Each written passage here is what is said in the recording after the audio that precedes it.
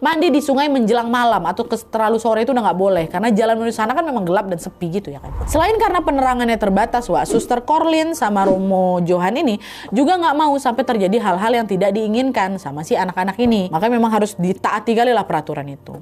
Nah, awalnya selama mandi di sungai itu Pilih sama kawan-kawannya ngerasa aman-aman saja. Meskipun area sekitar sungai itu bisa dibilang sepi dan juga bisa dibilang agak seram ya Wak ya, Pilih itu nggak pernah ngalamin hal-hal yang aneh. Tapi seiring berjalannya waktu Wak, entah kenapa Pilih itu tiba-tiba ngerasa kok macam ada yang nggak beres ya sama tempat yang biasanya dia lewati tiap kali mau ke sungai. Dan bermula dari firasat buruk itulah Wak, Pilih ini mulai mendapatkan gangguan dari sosok penunggu yang ternyata udah ngincer dia dari lama.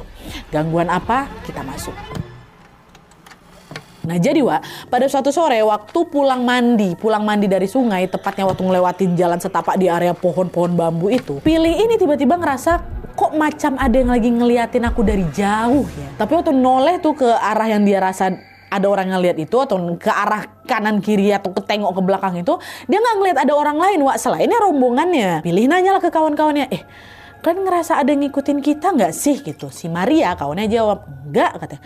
Kok aku ngerasa kayak ada yang ngamatin kita ya? Enggak Pilih, itu cuma pikiran kamu aja. Ingat kata Romo, kalau lagi lewat jalan sepi lebih baik berdoa aja, nggak usah mikirin macam-macam. Tuhan pasti selalu lindungi kita katanya. Nah dengar itu Pilih malah makin was-was yang ada. Karena di saat yang sama Wak, Pilih ini ngerasa sesuatu yang ngamatin tadi tuh kok kayaknya makin lama makin dekat gitu. Tapi di situ Pilih nggak cerita Wak ke kawan-kawannya, dia cuma bilang, agak cepat yuk jalannya udah mau gelap ini. Nanti kita dimarahin kalau misalnya kita telat pulang katanya. Teman-temannya pun setuju ya kan. Akhirnya mereka pun langsung mempercepat langkahnya dan akhirnya sampailah itu di asrama sebelum maghrib. Adalah kan akhirnya setelah sampai di asrama, Pilih jauh lebih tenang tuh. Dia udah nggak ngerasa diawasin lagi.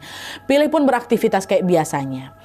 Tapi besoknya waktu mau mandi ke sungai, Pilih ngerasa ada yang ngamatin dia lagi di sekitar pohon bambu tuh lah. Gak cuma di hari itu aja Wak, hari-hari berikutnya juga sama. Pilih ini ngerasa dia itu macam lagi diintai itu loh sama orang setiap kali dia lewat pohon bambu tuh, area pohon bambu itu. Dan hal ini terjadi selama berbulan-bulan. Cuman di sini tuh Pilih ini milih untuk diam aja, dia nggak mau cerita sama kawan-kawannya. Dia juga nggak cerita sama Suster Corlin Wak, soalnya dia nggak yakin mereka semua bakal percaya gitu loh. Hingga sampai di suatu hari Pilih ngalamin satu kejadian yang jauh lebih aneh lagi Wak. Dan tanpa disangka, bermula dari kejadian itulah gangguan yang dialami sama Pilih ini makin parah sampai bikin satu asrama tuh geger.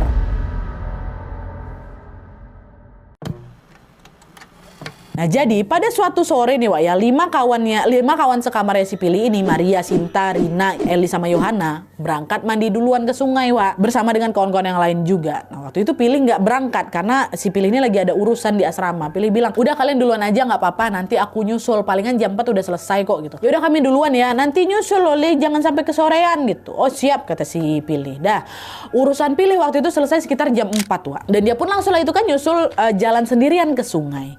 Dan seperti biasa, Pilih ngerasa was-was lagi Wak, waktu mau lewat area pohon bambu. Karena kan dia selalu ngerasa diawasi waktu lewat situ ya kan. Makin lagi dia sendirian. Nah nggak lama pas dia mau masuk ke jalan setapak dekat pohon bambu itu, dari jauh Pilih ini udah ngelihat ada laki-laki tua lagi berdiri di ujung jalan Wak. Si laki-laki itu pakai jubah warna putih dan posisinya lagi berdiri membelakangi si Pilih. Di situ Pilih ini ngerasa macam familiar sama si orang ini. Waktu dia amati lebih detail, jubah putih itu mirip kali sama jubah putih yang biasanya dipakai sama Romo Johan. Dan kalau dilihat-lihat dari posturnya juga, Wak, posturnya atau tubuhnya ini juga mirip kali sama Romo Johan. Situ akhirnya Pilih mikir, Romo Johan ini pasti, ya kan? Jadi tanpa curiga sedikit pun, Pilih pun langsung menyapa lah si laki-laki ini waktu udah mulai agak dekat.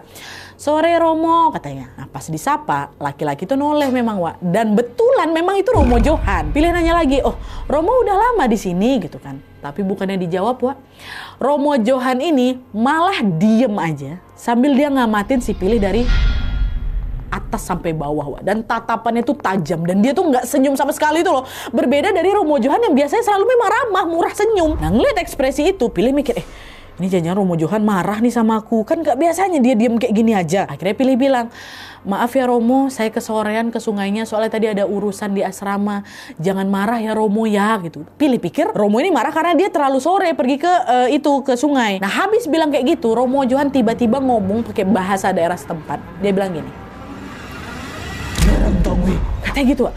Tunggu nanti malam. Dan suara Romo itu kedengaran